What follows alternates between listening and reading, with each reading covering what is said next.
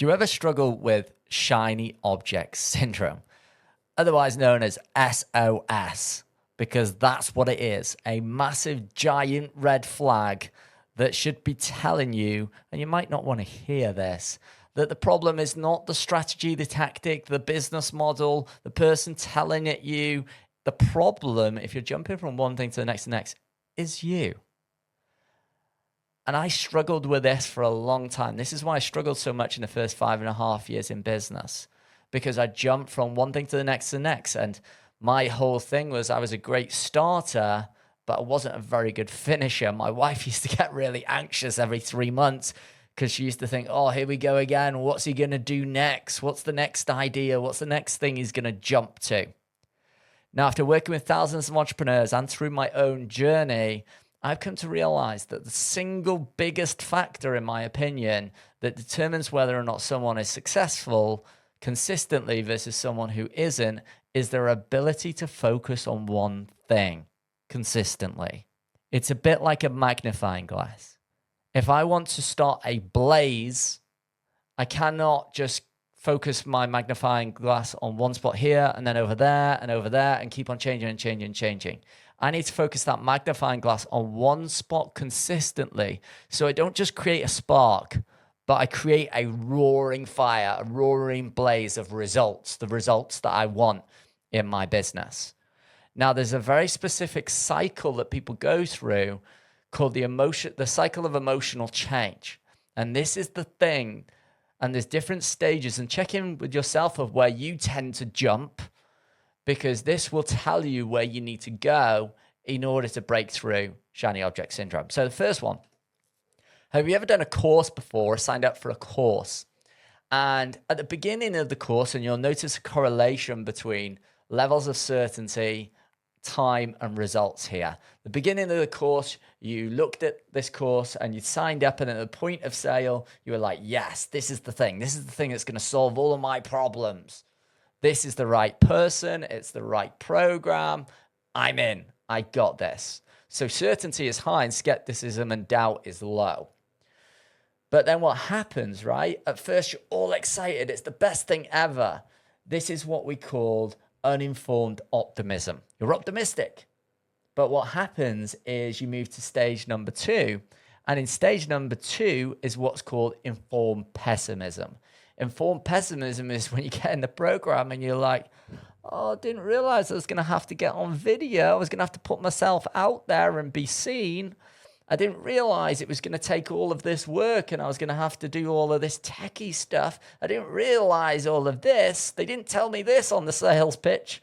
And that's because if they really told you every single thing you'd have to do, you'd just be overwhelmed and never make a decision. So now we are informed, but we're pessimistic about whether or not we can actually achieve the result, of whether we're willing to do the work, to go on the journey. And this is where people face resistance.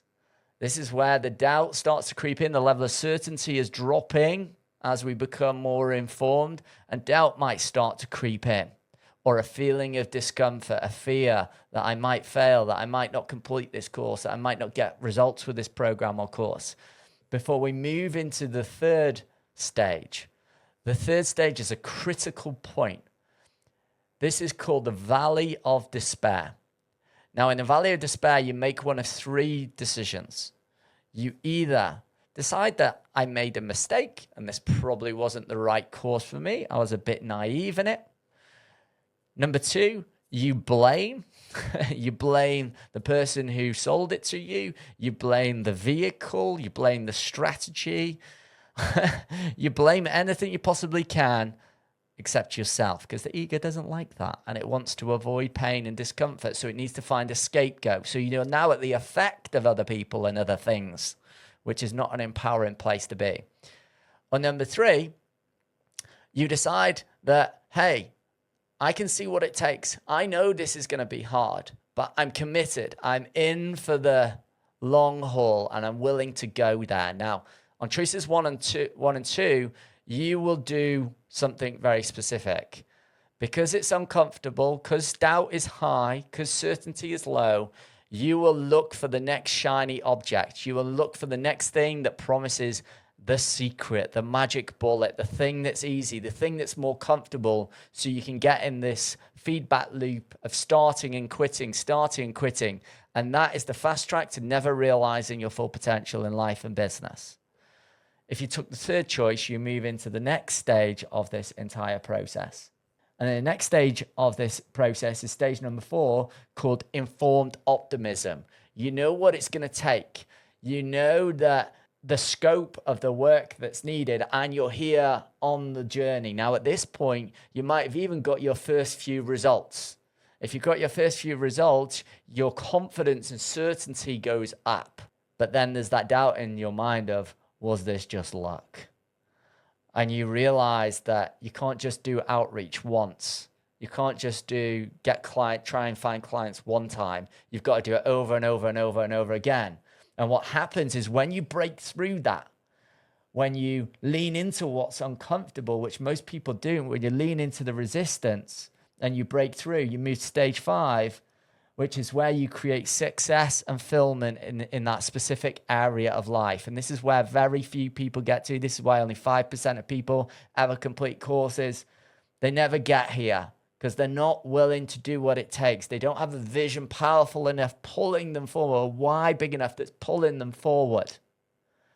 And so they spend their lives going round and round and round. Now, I want to give you a little tip that's really helped me over the years, to help me to evaluate and make better decisions, to keep me focused, stop me from jumping from one thing to the next. I've learned that I need structure. I need a framework. So I need a vision.